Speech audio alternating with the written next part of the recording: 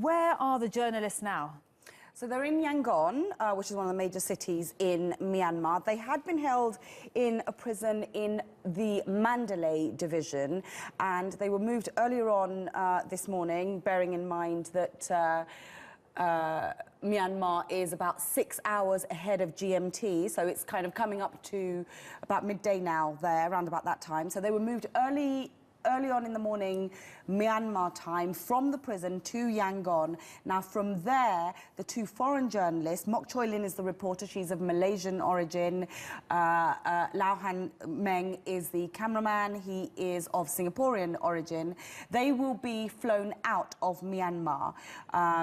They will be taken to Singapore, and from there, we expect them to go home. Now, the two Myanmar nationals, their homes, we understand, are in Yangon, and we're told they will be reunited with their family very shortly. Okay, and was this a surprise?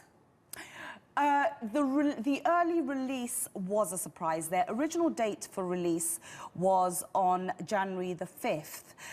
It seems as though this announcement was made on Thursday, that they would be released a day early. It seems like it is a goodwill gesture, in combination with the fact that two other charges that they had been facing have been dropped. Now, those two charges were, in the case of the Malaysian national and the Singaporean national, committing immigration offences, although we were never at any stage given any kind of clarity or any detail about exactly what those immigration offences were, and also for bringing in the drone without proper licensing. Now, those charges have been dropped. It did come as a bit of a surprise, not wholly a surprise, but there had been talk that there had been a lot of diplomatic discussions going on behind the backgrounds. A lot of the Myanmar authorities had made a goodwill gesture, and it seems as though this release is kind of combined with that goodwill gesture. Okay, and just very briefly, Shamim, why exactly were they arrested, and why are other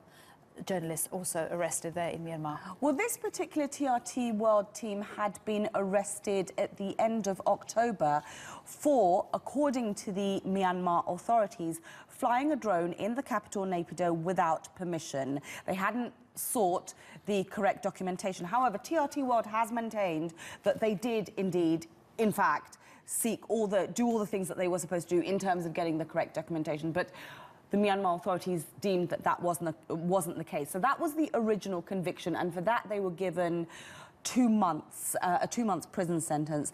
Now, as you're absolutely right, there are other journalists who are in very similar situations in Myanmar, in particular two Reuters journalists who are actually locals. They are Myanmar nationals, but they too have been arrested on similar charges.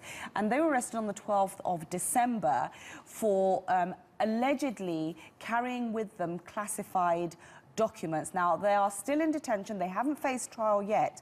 But if they are convicted, then they could face 14 years in prison. So certainly this TRT World case is not an isolated one.